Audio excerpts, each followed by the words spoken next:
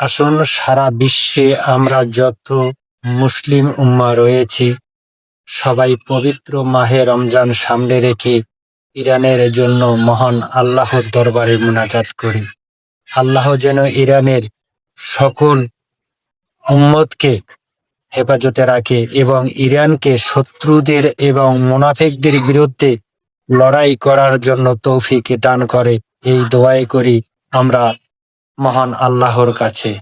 প্রিয় বন্ধুরা, আমরা যতগুলো মুসলিম দেশ আছি আমরা কেউ কখনো শত্রুদের চোখে চোখ রেখে কথা বলার সাহস পাই না, কিন্তু ইরানেই একমাত্র মুসলিম দেশ যে শত্রুর চোখে চোখ রেখে সরাসরি মোকাবিলা করার সাহস দেখিয়েছে। তাই আসুন আমরা মহান আল্লাহর দরবারে শুকরিয়া এবং মুনাজাত করে আল্লাহ যেন ইরানকে হেফাজতে রাখে।